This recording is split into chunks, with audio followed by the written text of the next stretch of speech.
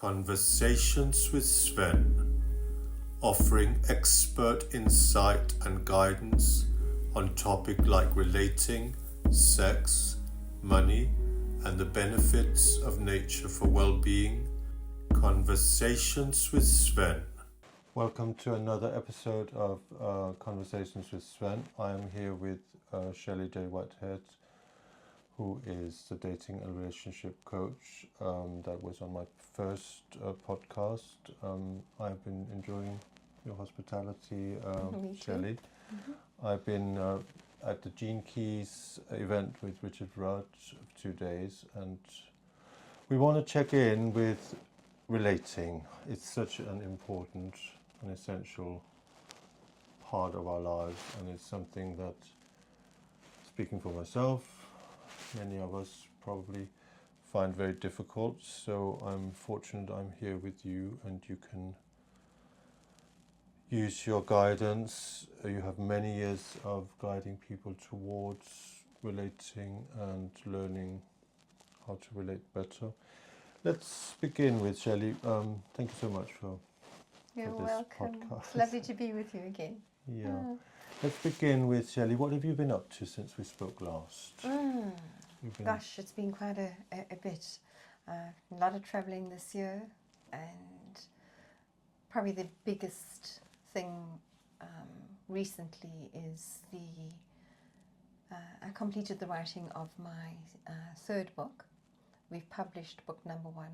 Book number 2 needs to be published, but that's a journal. But this one I have also turned into a course, and it's been amazing. It's been a challenge as well, because I hardly left this room for 3 months as we were working on it. And I say we because I work on this with my team as well. Sounding boards and going back and fine-tuning. And this is all about relationship skills, because not only do I teach this, it's been my life's journey. All the learnings I've had from relationships that have been really challenging, relationships that haven't worked for very specific reasons. The first book was about heartbreak. This one really is about the skills that we didn't learn growing up as children. We did not learn these in our families of origin, and it leaves us with a deficit when it comes to relating and communicating. And I decided that all of this has to go into a very specific framework.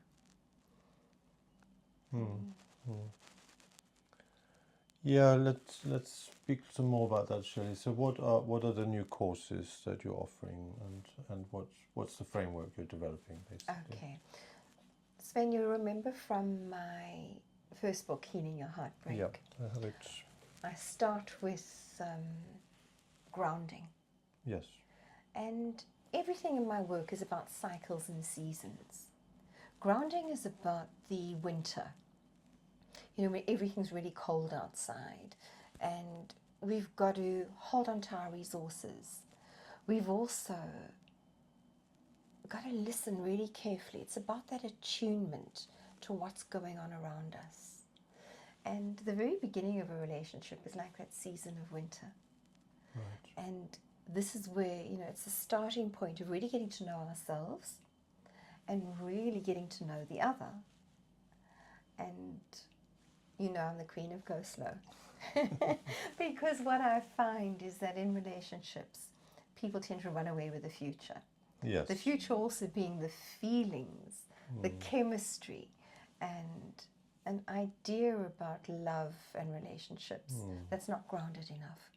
The fantasy part. That's the part. So it's really important to get this, proper grounded clarity about who we are, what we want, what we need, but then also about this person in front of us. We don't want to be looking to make a great impression because we're working from a baseline of fear, of perhaps not being enough, or not hanging on to love, or love escaping from us. And so authenticity is part of this groundedness. Right. And the second part, and I keep to the same structure because everything fits into this, like everything is, you know, part of a season, is the growth part, which is spring. Right. And, you know, spring is this framework of adventure. Mm-hmm. And it's a whole new part of the relationship. Because once we've got that groundedness, it's like you're looking for a long-term relationship, well, so am I. And we have those same values and standards. You know, I'm into wheatgrass and so are you. You're not like into cocaine. Right. You know, the values and standards are the same. We can go on to that growth and the framework of adventure. And this is where we start to view life as an adventure. And then, of course, we get to summer. And this is where we have the joy. You know, it's all about the joy and the passions and, you know, combining it with that adventure. It's a part that connects us to ourselves and to the other as we embark on these adventures together, and the joy and the fun. Right. And lastly, let's just get into the last bit, which is autumn, about perspective. Right. And we were looking at things very holistically. We have the knowledge, and, you know, then we're going to kind of go back into more of the learnings and going back into them. Like with everything in life, you know, a baby is born. And, you know, there's that grounding and then the growth and then the adventure and then the joy, and everything has a cycle. You buy a new home, you get a new job. Nothing stays the same. Right. But the skills also fit into this framework. And the 28 relationship skills, like the 28 steps to heal your heartbreak. Yes. You got to 28. You know, grounding in that sense of self, and then we have the growth and the adventure, and then we have, you know, stepping into that sunshine part, which is that sense of joy, and then lastly it's about gaining perspective. Right. And understanding who we are in all of it. So you're guiding people to become very clear on who they are themselves and what they want, and then find people who are looking for the same thing, basically. That is important, right? 100%. And sometimes if we're not discerning is one of the things that you're talking about, then we might convince ourselves, or not asking those right questions, kind of. You've touched on something important. Skill 26 is the skill of discernment. Right. And, you know, I speak about it in the course. One of my clients came to me. I'd coached a friend of hers and she was referred to me. And she kept meeting up with the same kind of person who either cheated on her, ignored her, or just kind of disappeared. And she was a brilliant communicator. She knew what she wanted, but she kept attracting or going for the wrong kind of person, moving too quickly, kind of settling into a relationship and not wanting to put too much pressure on it. Right. Seeing how it goes because she wanted to hold on to them. And as soon as we changed that and she became more discerning, she didn't approach a relationship hoping they liked her. She hoped she liked them, and discerned that part. Everything shifted and changed. And that's a lot of my work in working with individuals. And what has changed as well is I've been working with many more groups now this year. Right. I've taken the book, I've turned it into a course. People all over the world can download it, do it themselves. It's a lower cost as well. And then the ultimate is actually working with me in a group. Right. Because we learn so much from the others, and I love creating sacred spaces and, you know, facilitating the growth of the individuals in the group, where we're able to share and look at different scenarios, and it's beautiful to see ourselves in others. There's often that mirror of like, oh gosh, it's not just me who feels this way or who's done this, you know. So it's a really, really lovely thing, and those are my 6-week courses that, you know, run all the time. Yeah, there's something about that space where people are being authentic and vulnerable, and then they can see themselves in others, and kind of there's that mirroring back. And you're very good at that, recognizing. And let's hear about all your courses. What are they specifically, and which ones are you offering at the moment? They're all on offer. Right. Obviously, there's the Heartbreak, which runs as well. People can also download the course and do that on their own. What was also born from relationship skills is Dating Decoder. Dating Decoder, yeah. You know, my Healing Your Heartbreak and Relationship Skills, or Relationship Ready Reset, which is a group program, are my 2 flagship courses. Yep. Because, you know, if a relationship has ended and we are, you know, just ground zeroed, we've got to heal from that. And there's a healing from heartbreak before we can go out into the world again and start looking for this person that we want to share our life with, or whatever it may be, whatever we're looking for. But we need to be very grounded. And then having the skills with which to approach a relationship, but also how to date. And Dating Decoder is a little workshop. So I have many different little workshops, and they're going to be a whole lot more that I'm recording this year. So that's the plan this year, 2025. I'm almost there. We're at the end of, you know, virtually 2024. With Dating Decoder is the one where we have 28 questions we ask of the other. Right. Or we need to discern. Dating Decoder is about discernment. And I will happily share this with you. And the first 7 questions, you know, in that grounding phase should be answered within a few weeks. Right. We need to know, you know, are they looking for the same kind of thing we're looking for? You know, if you're not looking for a relationship that has legs to go into the future, but you just want to date exclusively without any form of long-term commitment. Many people do want to do that. You've got to find someone who wants to do the same thing.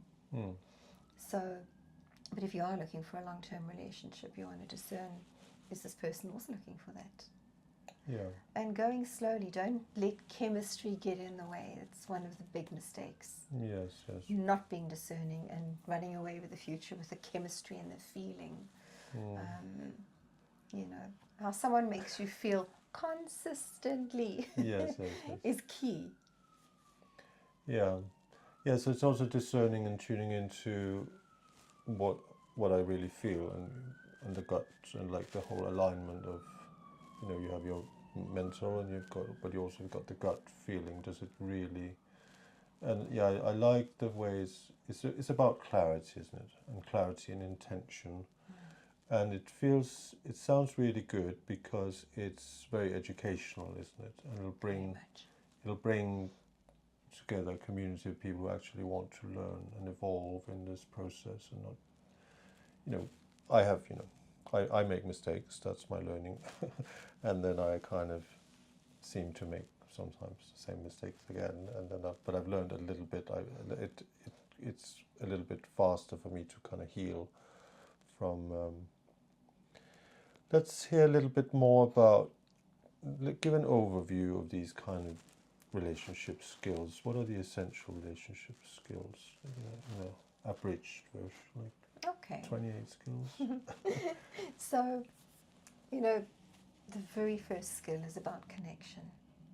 Yeah. If we aren't able to tune into our own feelings, it's almost impossible to tune into the feelings of another. If we can't hold a space for what we feel ourselves, we don't know what we're feeling, and we're not able to emotionally regulate. You know, regulation is another skill. In fact, it's skill number 4. If you don't know what you feel, or your feelings have always been dismissed, Yes. Growing up, to really hold space for the feelings of another can be tricky. So we really need to tune in and connect with our feelings, know what we feel, know what we want, know what we need, and to be able to communicate that. Otherwise, we're going to be on our back foot, either over-functioning and meeting the needs of another, or running away from their needs because we find it too smothering. So that is the number one essential skill to master. And it can take quite some time. Right. And then, the skill of discernment is really, really important. So too is vision. Having a vision for your future. Right. Because you can have incompatible visions. You might be a home-based soul in nature. Excuse me. You may just love nature, or you may be a city person, and your partner may want to go sailing around the world for months on end. And you have different visions. You've got to be looking through the same window together. Knowing and having your own vision is critical. So for me, those are essential skills. But we have connection and then autonomy. Autonomy, yes, Yeah, we've got to have autonomy over our lives. Generationally, it has been different. Going back on past generations, where we didn't really, as women, have autonomy over our lives. And it's still like that in many countries. But there's a huge shift and a change with young generations, or the younger people now, who have autonomy over their lives. Let's speak about boundaries. Yeah, boundaries, and more boundaries. And yet boundaries are not barriers. Right. I liken boundaries to gardens. I love gardening. There's my garden, and I tend to my garden, and I have my little perimeter fence around it, and I take the weeds out, and I plant in my garden what I like. I'm certainly not going to hop into your garden and start taking your weeds out, uninvited anyway. You may need help with that weeding or a planting scheme. My colours and the colours you plant in your garden would be quite different.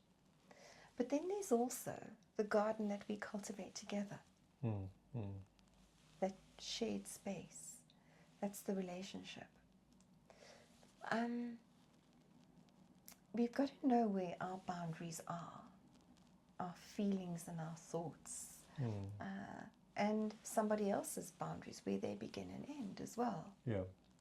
And not hop in there and just take over. So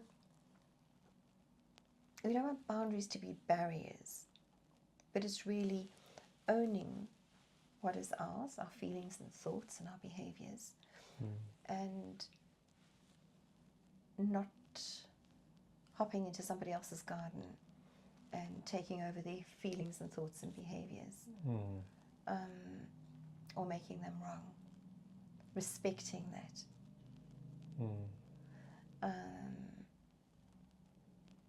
And not letting someone do that to us. When we're angry or really upset about something, it can often be a boundary violation. Something doesn't quite feel just, or there's an injustice there. And there's a way to communicate. There's been an infringement of a boundary for me. And listening to where we've perhaps overstepped the mark with someone else's boundaries. Respect is a very important part of that. Yeah. Especially when it comes to new relationships, friendships, dating, even in the workplace. And feeling safe is also a skill that we need to master. But that comes into everything with boundaries, trust and safety and reciprocity and generosity. Very, very valuable skills. Yeah. I learned that relate formula once. So you got physical safety, emotional safety, sexual safety, and financial safety, and that's based on respect. Yeah. And it's interesting. I followed the Resonance Science Academy. Now they're the International Space Federation. There was a gentleman called Adam Apollo. He said even the electrons, they're like the smallest particles in the world.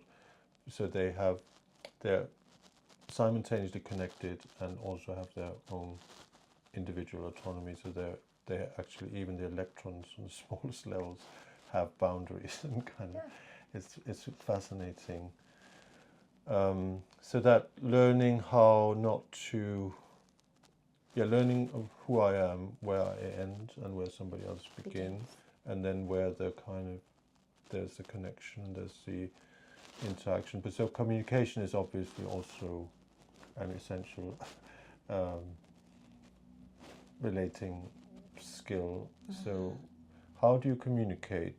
We talked about that in our first conversation.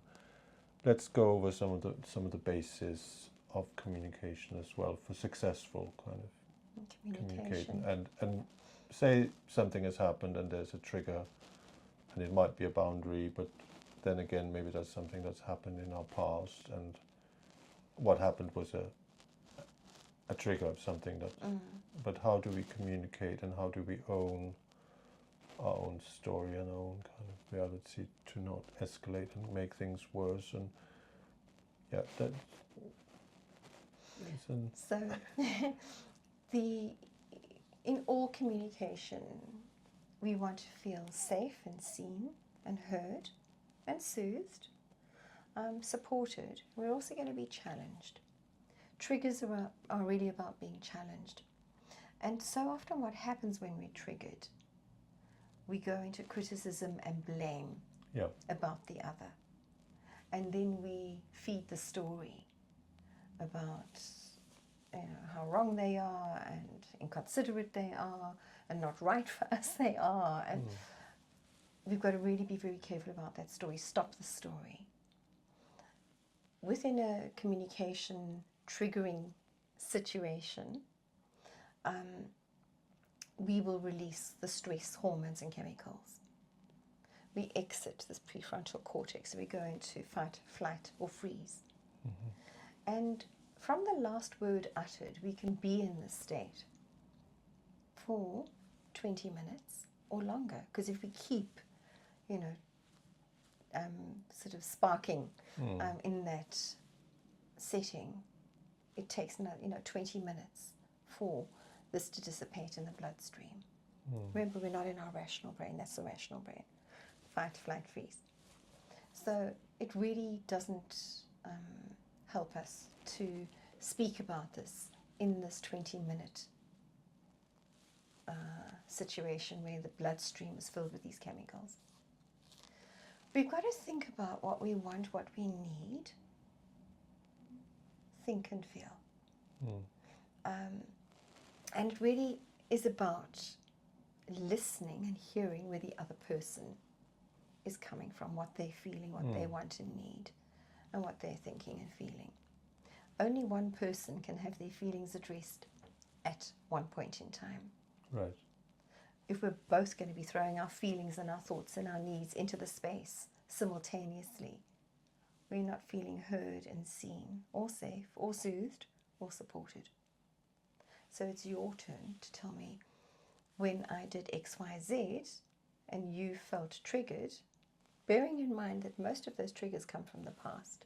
There's an unmet need or a deep longing that's not being met in the space very often. Tell me what you were feeling and thinking when you experienced that trigger. And then I would say to you, so what I'm hearing you say is, when I did that, you felt, and it makes you think about X, Y, Z, whatever you've expressed. So you feel heard. Of course, I would have been triggered in that situation too. Yeah. And then it's my turn to express how I feel and what I want and need. And the trigger for me might be, related to a feeling of abandonment or rejection or Yeah. a fear in the past that comes into the space in the present. But having the ability to discern what we are feeling, being a really good listener, keeping the eye contact, like we are now as we're talking, is so important because we tend to be critical, blaming, dismissive. We don't have eye contact. It's fueled with more cortisol and adrenaline, whatever it might be. And that's where communication breaks down. Yeah. And we mentioned before in the previous podcast Marshall Rosenberg's book on nonviolent communication. And there are many other references. In fact, there's a resource list in my relationship skills course, and of many of the resources I've used in my life and still suggest to so many people. Yeah. So discernment. Let's speak a bit more about discernment. So discernment is also, it's connected to listening, and it's also like an empathic kind of listening, is it? Or how do you? But it's quite a deep listening. Yeah. About who you are, what you've done, what you want, what's important to you, what are your values and standards, and how does that fit into what I want, what I'm doing, where I'm going with my life. And we become not judgmental, but we're just really discerning. Is this a good fit? Is it a match? What I value, do you value? I love dogs. And then you suddenly told me you really, really don't like dogs. I mean, it's obvious this is not going to work in my life. Or you may be a client who's afraid of dogs, and if you come to my home, I have a little dog, and I'm going to make sure that my dog is definitely out of the way because I respect this is how you feel. And my home is also the ground floor is my practice. I have 2 rooms I work from. So really understanding and listening, getting to learn and know this person takes time. Discernment takes time. It's about having the courage and bravery to speak about things early, isn't it? Like, let's get the bigger picture into place. Because it's about realism as well, isn't it? Completely. Is it going to work? Let's discern. And then there's also that element of forgiveness, and it's not, you're a lovely person, I'm a lovely person, but it's just not going to work, right? So it's kind of, it's having that bravery and courage to go to those, like, let's be realistic, isn't it? Is that correct? It's about being realistic, but also sometimes how can we navigate this? Yes. Because it feels good. And we do have the same values and standards, and there might be some challenges or obstacles in the way. One of my clients was going off to another country for about a year. And together, he and his girlfriend were navigating how they were going to keep connected and keep the relationship going. Yeah, because it's also practical skills, isn't it? Like, if it is going to work, how could it work? And what would we need to... So if you're discerning, you would know, okay, we'd need to be this is something that is eventually is going to come up. So how would we plan to navigate? So these scenarios being just like... Definitely. That's where creativity, which is a skill, comes into the relationship as well. Yes. So does play and passion. Support being a very, very important part of a relationship. And this is any relationship. Yes, of course. This is not just in dating. This is at work. This is in the family. This is with close friends. some of the mistakes made in friendships are also the mistakes made in dating. And knowing ourselves is critical and key to being really successful in a relationship. Yeah. I mean, it's something that is very kind of how to make friends, that skill of making friends. And it's like, you know, I've watched a lot of podcasts researching for how to present. And for instance, Stephen Bartlett, I just see his name there, the Diary of a CEO, he says, he speaks to so many young men in London, for instance, and they have no friends. Yeah, they're lonely. And it's even like going to one of his seminars, and the most natural thing would be to turn around to the person next to him and say, hi, my name is, you know, and make friends. But it's almost like it's, in this day and age, I was quite overwhelmed. Like, I live in West Wales, and even that's sometimes can be quite hard for me. I was on the tube, and it's almost like everybody's bought into this illusion of separateness, and we're all like separate. So how do we reach out? And maybe it could even be like, you know, I'm authentically, I feel I have this longing to have connection. You know, but it's almost like, yeah, in any area of our lives, what is, for me, like, it brings so much value to my life that I can have good platonic connections with the people I'm surrounded with in my little teams in my world, and so it's natural that these skills are valuable. What you are speaking about here, about connection, about friendships, you know, can come under this whole big umbrella of loneliness as well. And loneliness being one of the biggest challenges that so many people face in cities. And individuals move around the world today and have to start new lives in new countries, and they move from smaller towns into bigger cities. And living in London is very exciting. It's a stunning city. We are wired for connection. And if we've come from, you know, a smaller place, or we go to a smaller place, how do we build new connections? I've seen this, you know, I've moved countries a number of times.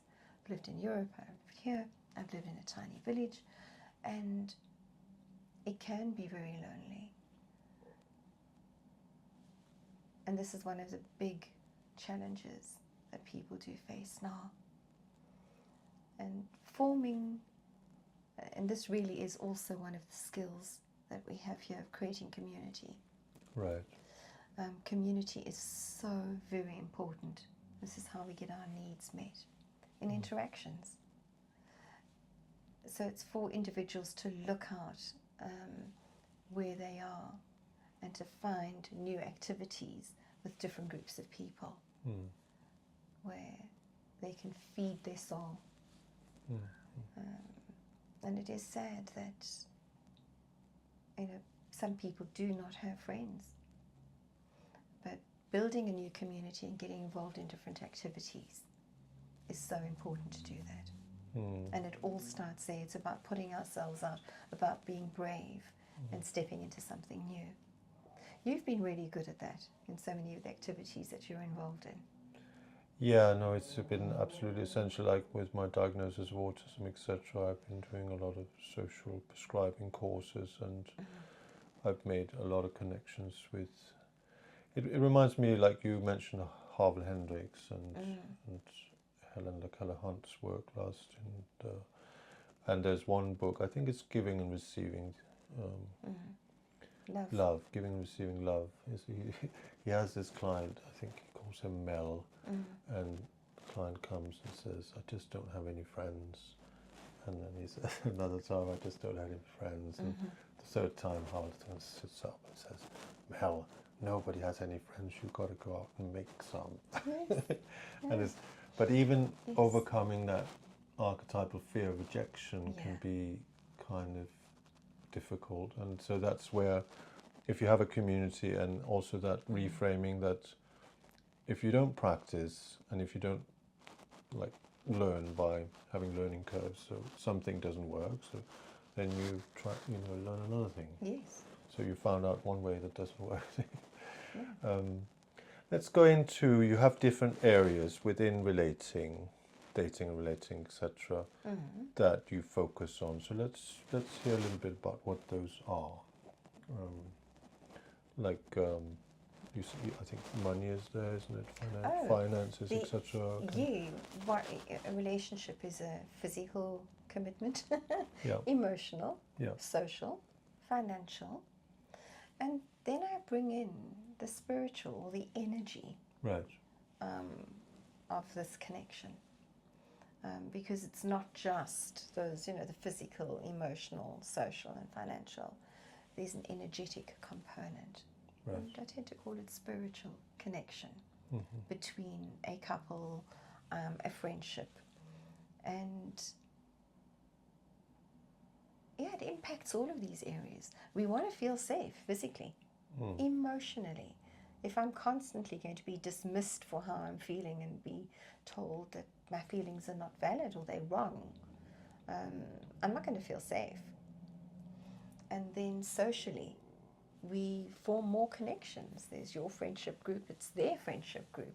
There's a bringing together of two families, different friendship groups.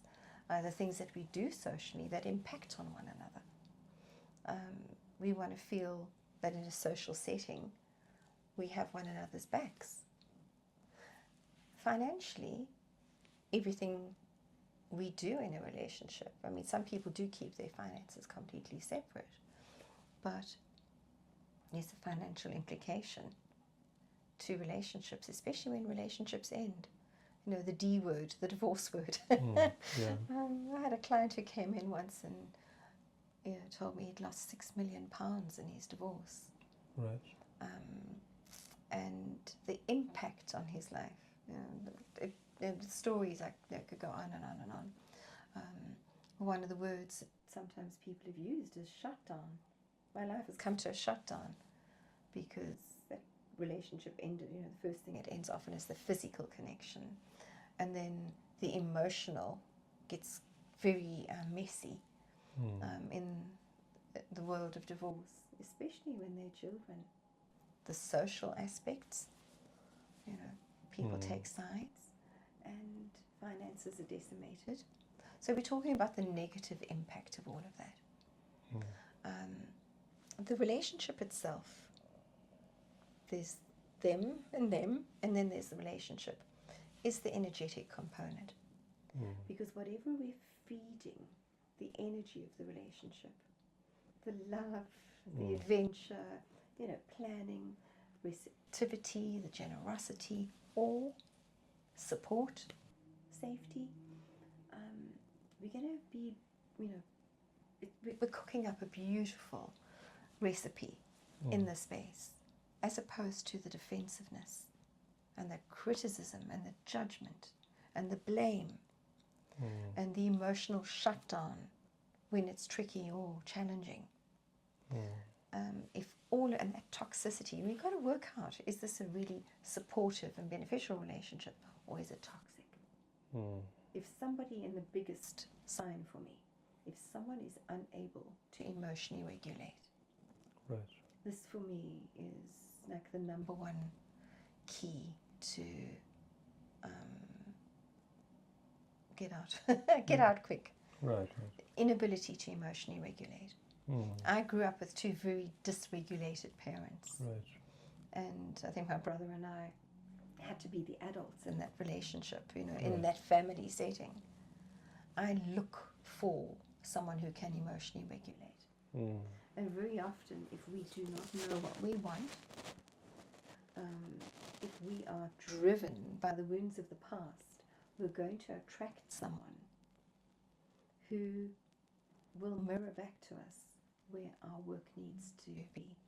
Because within themselves, they have that same wound. The number 2 red flag for me is if someone is not willing to work on a relationship. That for me is, great relationships don't happen. They are made. daily. Yeah. Because they can be broken daily too. Yes. There needs to be that reciprocity, that willingness to make an effort, willingness to communicate. Do you know how you determine that? I'd love to learn. Very, very simply. If someone is really into personal development, if they are really into working on themselves, the likelihood is going to be very strong that they'll also be willing to work on a relationship. And if they're willing to seek help.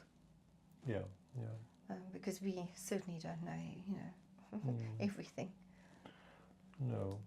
Well, that's what you offer. You offer this framework where there is that guidance and assistance and learning how to spot those signs, because we've spoken about limerence and the kind of tendency to have this chemistry going on, and then there's a willingness then to overlook the red flags because it feels so good, and it's really not about even the other, it's about how I feel from that chemical kind of connection. So you kind of offer this framework where there is realism and there is kind of perspective.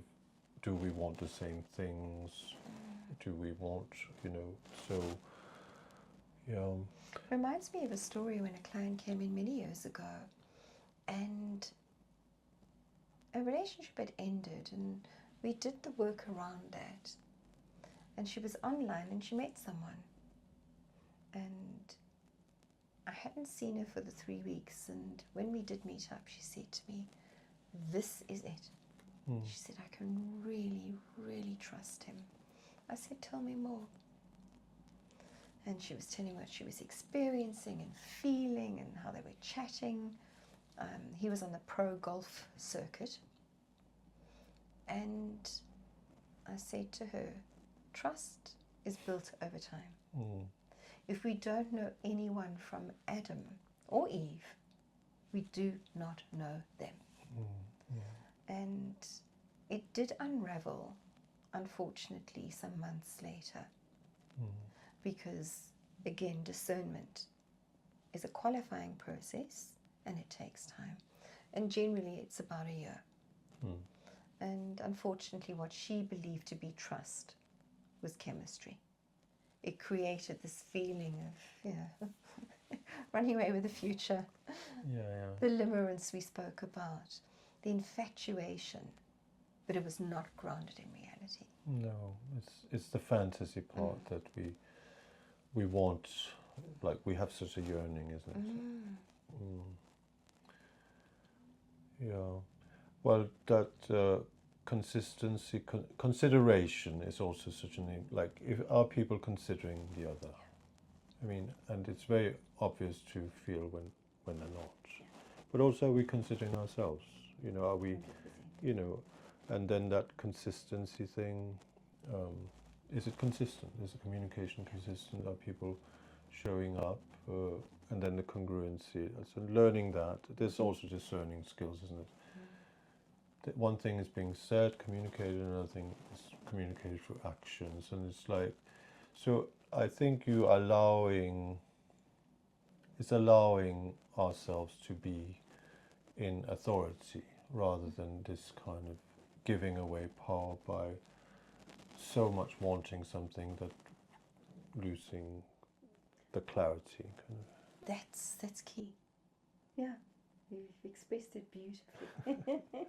Using these little formulas that I work with. I think that those are very helpful for my, like I'm on the spectrum of autism. Sometimes I can take them overly literally, maybe. Like I remember there was that thing about neediness, for instance, and communicating needs. There's a difference between. So,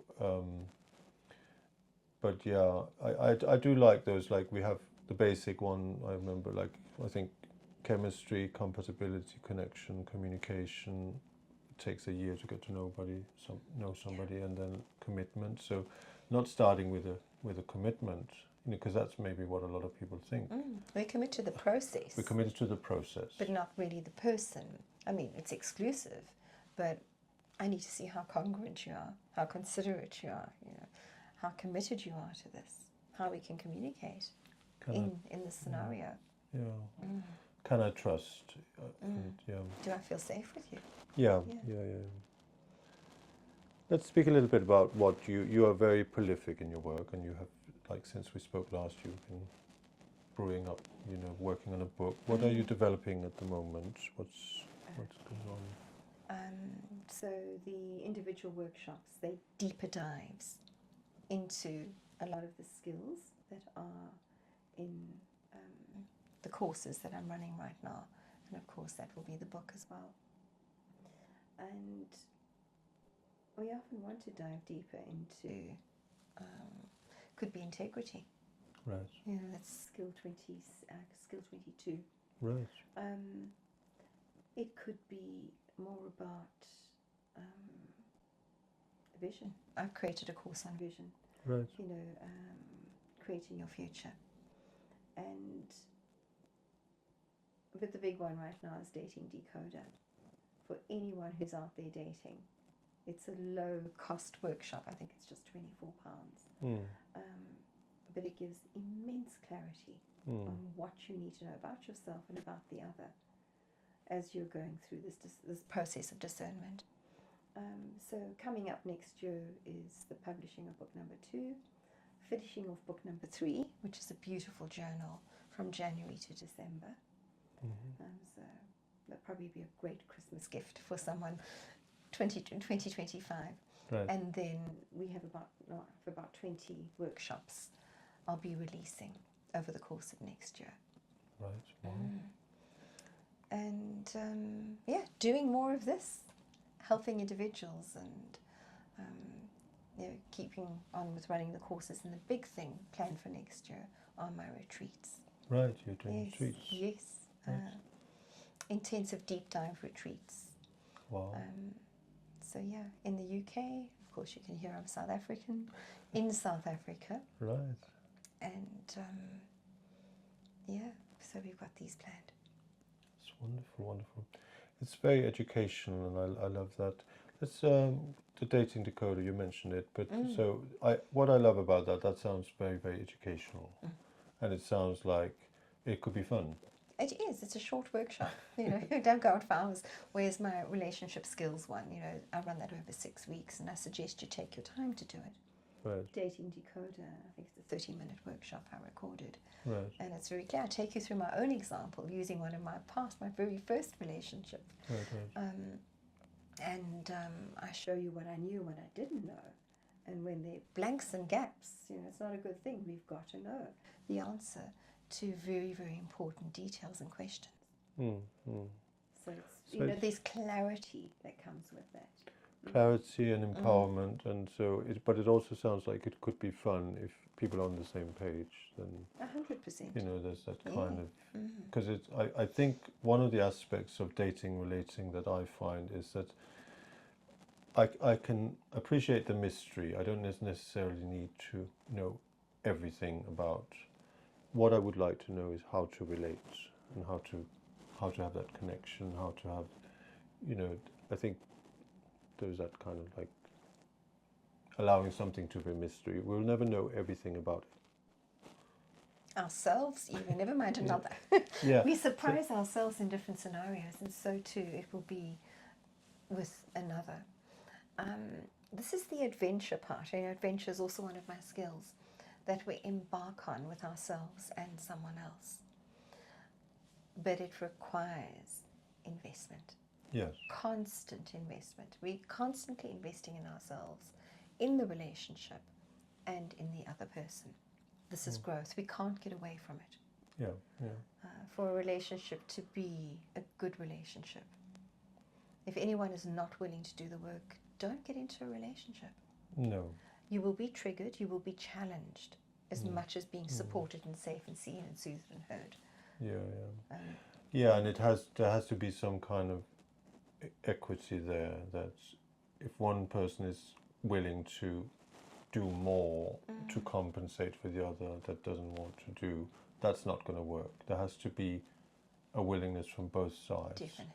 And I think that's where what I'm hearing with my discerning ears, when I'm listening to what you're saying, is that things become kind of clear. It becomes obvious, and so you can this is also the idea of investing. You're saving, you're economizing, you're saving yourself from going down the mistake, like the path that just takes you somewhere, and you think, what on earth, because you kind of like learn, and you can save yourself time, you can save yourself resources, and then. But I think that is, if somebody is willing to invest in themselves and in their own emotional well-being, that also creates that resource to being resourced like that opens up this space where there is energy to. A great relationship is a good investment. Yeah. And I often describe this. Men tend to get it very quickly, and a lot of women who work in finance and investments get this too. But for all of us, we need to really get a relationship is an investment, physically, emotionally, socially, financially, energetically. Mm-hmm. And if we're not getting the returns, it's not a good investment. Right. Don't keep investing. So leaving a relationship where someone is stuck and not willing to grow is something I would advocate. Right. Because you're going to get stuck if you're going to stay. Of course, it's not an easy thing to do. I'm not saying it's going to be easy. But if you're into growth and someone else is not, it's not a good investment.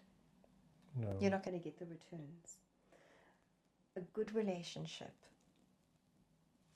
benefits our health and our happiness. And the opposite is true. Yeah. Toxic relationship will make you ill. Physically, emotionally, socially, financially, energetically. Right. Well, it's recognizing that thing about who is radiating and who's draining, and also, but that's where the discerning skill comes in. Like, this is one thing. Like, if you're with somebody and something good happens to you, and they they make it like, let's celebrate.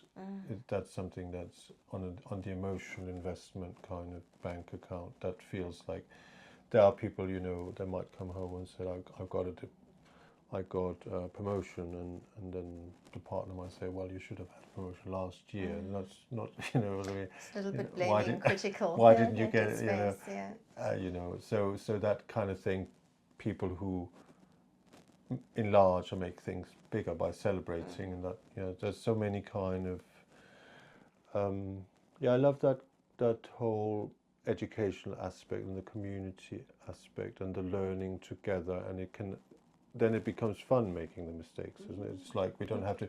I don't know about that. The learnings can be so challenging, and none of us likes to be challenged. No. I want it to be easy all the time. I teach the stuff. Yeah. And I have a great relationship, and there are times there are triggers and there are challenges. I am assured that my partner is willing to do the work, otherwise I would not be with him, my husband. Right.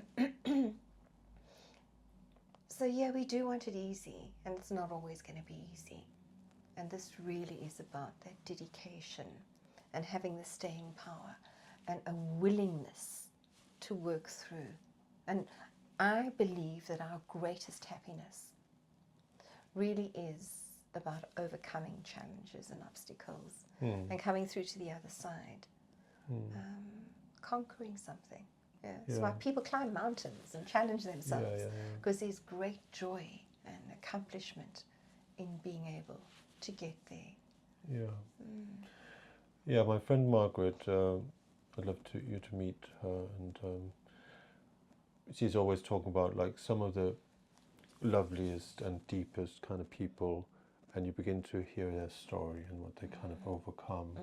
But it's definitely that kind of overcoming obstacles and still being able. That's another thing that's, if you see somebody and they just have this victim mentality or the victim story, it's not a winning quality for then engaging, because then you are going to the rescue and kind of. So if somebody is responsible and they're saying, okay, I did have a choice and I choose to go down or we are legitimately, can we speak a little bit about that, about the responsible stance in life? My aunt was such a wise woman. She died at the age of 96, and she was my soulmate and mentor, and was teaching me some very deep spiritual truths, that I didn't quite get at the age of 7. She said, to the degree that we take responsibility determines our success. And it's true. I mean, when things go wrong, there is the kind of crash burn, but it's having a solution-focused mindset that enables us to overcome that. Where some people do fall into, being the martyr or the victim. And if that is happening in anyone's life, find someone who can help you, who has a solution-focused mindset and a formula and a plan to get out of where you are, be it physical, emotional, social, financial, whatever that situation is. There is a solution to everything, and it doesn't mean it's going to be easy. No. But finding solutions is taking responsibility. And in relationships, the other thing that tends to happen is people tend to rescue. This is very much a boundaries thing as well. Where do I begin and end, and where do you begin and end? We rescue dogs and cats and creatures, and we look after children. We help them out of situations. But if we haven't been given the skills as young people growing up or children growing up, we could be stuck in a victim or martyr mentality. With that comes blame and criticism and not taking responsibility. But these skills can be learned. So, I want to encourage anyone out there who does feel stuck. There are skills that you can learn. Yes. Yeah, tell us about your plans of doing a podcast yourself. Yes. I've just returned from a trip. Right. So I have some workshop recording to do. And then I am planning my own podcast. It's called Love is a Skill. Right. And we'll be starting that quite soon. So I have my team on board to get going with that. It's very wonderful that you're creating this community, and I can envision that, like, I'm very private about that life, the side of my life, and I've made many mistakes, as you know. I reveal them in confidence with you, kind of, and I'm like, heartache and heartbreak. But it sounds like it could be actually fun being authentic and vulnerable in these kind of confidential spaces, revealing what is going on, and then this is one way of overcoming the loneliness and also this illusion of separation. We have more in common than we have that what separates us, isn't it, as human beings? So there's that longing to connect. There's that we're wired to connect. We also wired to need safety. We also need some excitement, some adventure, all these kind of things. So passion and play and the awe, with approaching life. Yeah, the awe. Let's speak a little bit about that. That's a relationship skill. That might surprise some, like awe and wonder. Awe and wonder. For me, this happens in nature. Yes. And it's also deeply intertwined with gratitude. Of course, yes. It's something we need to practice. So it means getting out there too. I hate shopping. I had to pick up some gifts while I was away. It's about avoiding this whole material life, the pursuit of getting things. There's very little awe in that. Right. Awe is out there. It's in connecting with a bigger picture, with nature, with what's real. So I encourage individuals to do that. It benefits relationships and to meet people who are inspired by life, by nature, who are into learning new things. Let's recap how people can find you, Shelley, if they want to, if they're inspired by what they hear from you and would like to learn from you, how can they find you and where are you available and what do you share? Okay, you just need to look for Shelley J Whitehead. I'm on all social media platforms, but my website, I've recently done quite a big revamp. We'll show you what courses and products are available. Joining from next year my membership group, which is already running, but I'm opening it up now even further. And I always offer a discovery call. Right. So if there's something that interests you, you want to know more about, or there's a challenge, I still do work one-on-one, not as much as I am working with my groups now. So there is an opportunity to work with me face-to-face, or I work all over the world, so, Yeah. we'll be on screen face-to-face. Mm. I love my work. Yeah. I love helping individuals. Yeah, you're obviously very, very passionate about it. I'm here to serve, so reach out and I'll do my utmost to help you and guide you. It's a very wonderful service to the world. So Shelley has this book, Healing Your Heartbreak, 28 Days to Transformation. That is available. As you say, isn't it? You say, hoping you'll never need it. But then again, we always... If you do, it's there, yeah. Well, I mean, it's a part of finding love, isn't it? Like, if your heart hasn't been broken, then it's almost you need that experience to be able to allow yourself to heal from the heartbreak, and then having the courage and decide. It's part of the process, isn't it? Heartbreak is transformational. Nobody wants to go through it. Believe me, I certainly don't want to go through it again in my life, but I understand the power of the transformation that it brought into my life. In fact, if I hadn't gone through one of my biggest heartbreaks, that book would not have been written, and the process wouldn't have been developed. And it is hugely transformational when we really get to know ourselves.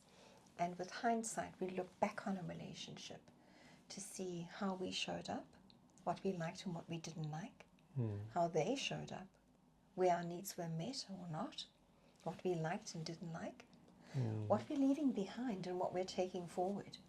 And with these learnings, it empowers us in the next relationship. Yeah. It's key. Definitely.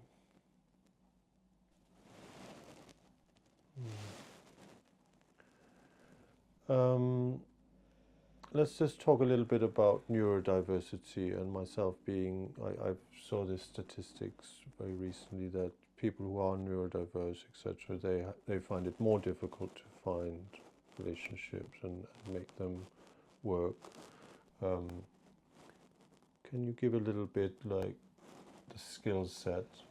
How do they do they differ for people who are, or would you say it's the same? Because maybe... I suppose neurodiversity is something. It doesn't matter what label we have. Right. I've had individuals walk into my practice where on one of the occasions the girlfriend had broken up with him and he was so anxious. He said, "I'm so anxious." I said, "I can see that. Right. It makes sense." He said, "I'm also ADHD." I said, "Okay." And he said, "My therapist says I'm borderline. I'm borderline personality disorder." I said to him, "Sit down. Let's just get some grounding and calm here."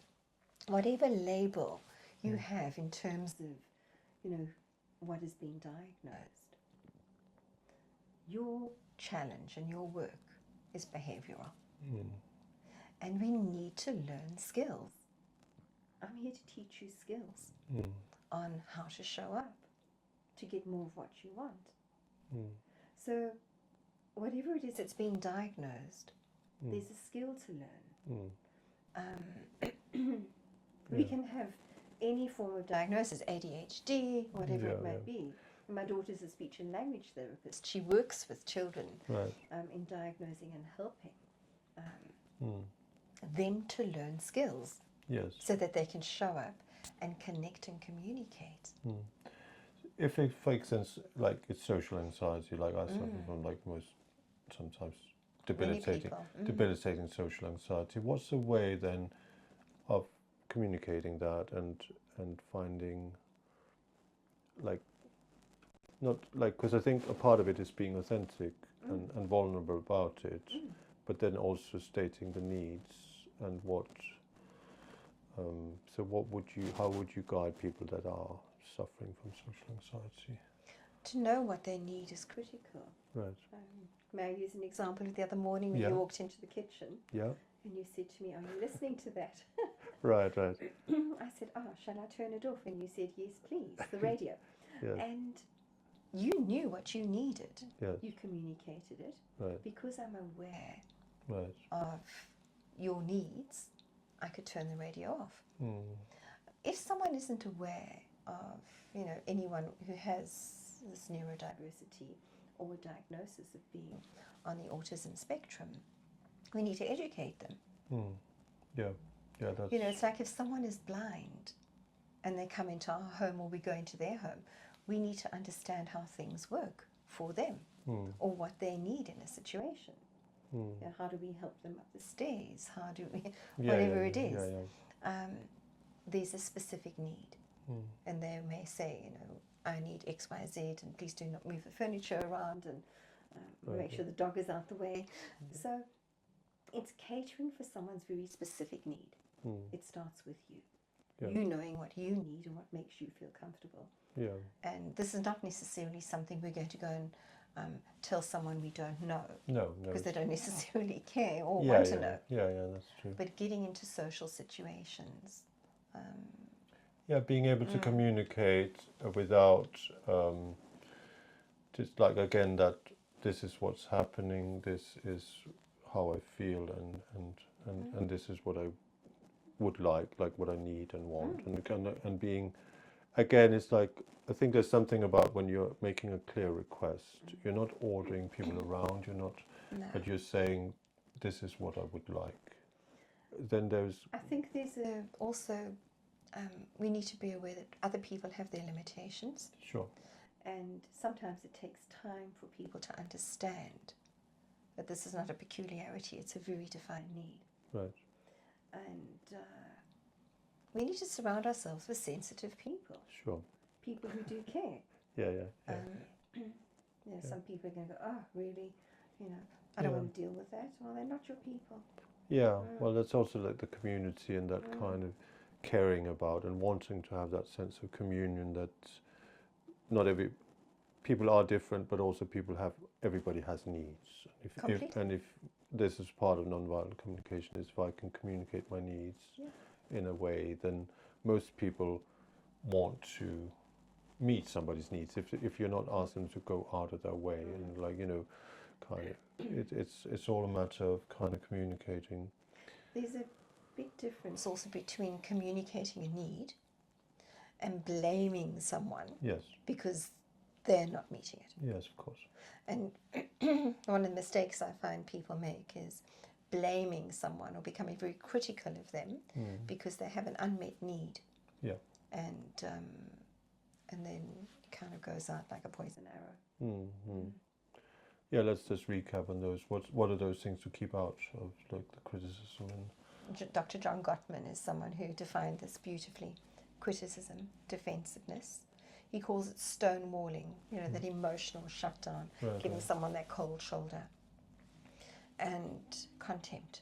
Contempt, yeah. When a relationship is contemptuous, it's generally over the edge. Yeah.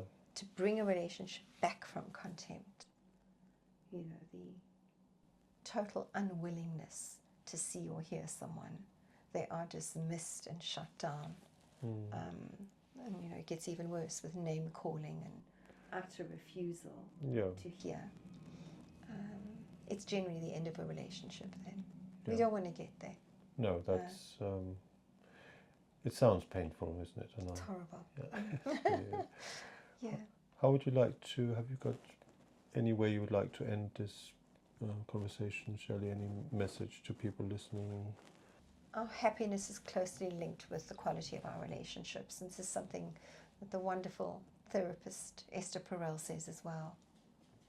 Work on yourselves, work on your relationships.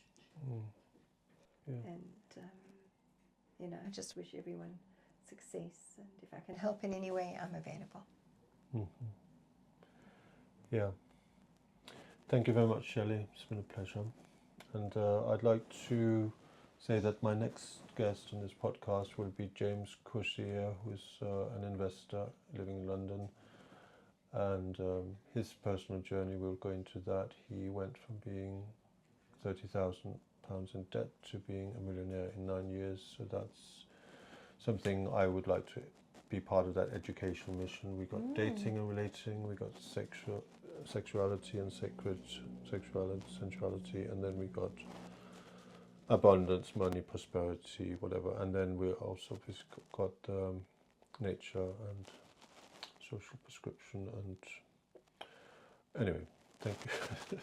Thank you so much, Shelley. It's You're been a pleasure. welcome. Oh, sounds exciting what you have coming up. Right. Thanks, Svend.